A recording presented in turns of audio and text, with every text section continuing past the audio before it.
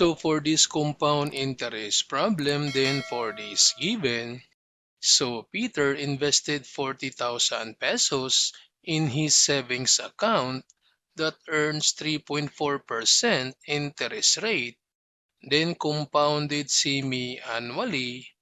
So how much interest will he earn at the end of 4.5 years? So for this compound interest problem, so this is the formula to find the future value. So first, we need to list all the given. So for this principal amount, so this is the amount invested by Peter, and this is 40,000 pesos. Then this 3.4%, this one is the rate. So the rate is 3.4%, then convert this one to decimal. So just divide this one by 100. So this is equal to 0.034. Then for the time, so since 4.5 years and 1/2 in decimal, so this is 0.5. So therefore the time is 4.5. Then for the number of compound, since compounded semi-annually, so therefore M is equal to 2. So if compounded quarterly, so M is equal to 4. Compounded monthly, M is equal to 12. And compounded annually, so M is equal to 1. Since for this problem, compounded semi-annually, so therefore M is equal to 2.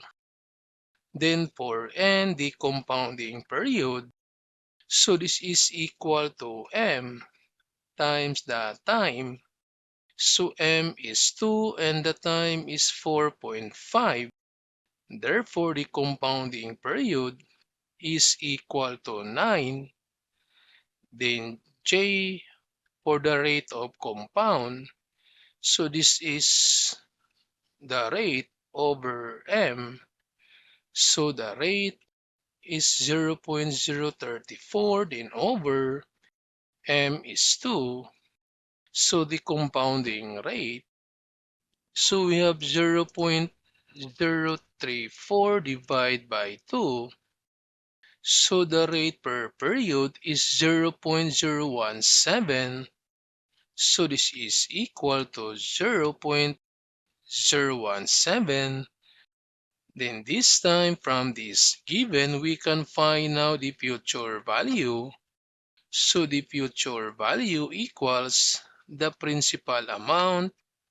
This is 40,000 then times 1 then plus the rate per period, J, that's 0.017 to the power N, and N is equal to 9.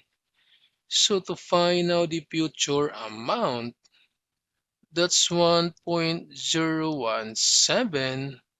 So this 1 plus 0.017, then to the power 9, then equals, then times this 40,000.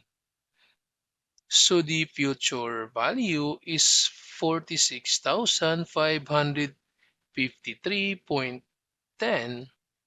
So this is 46,553.10 pesos. So this is the future value. Since for this problem, we're looking for the interest.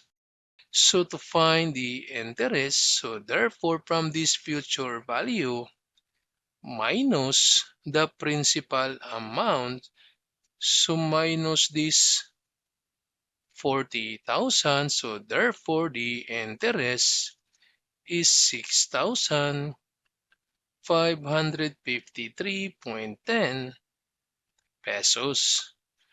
So this is now the interest.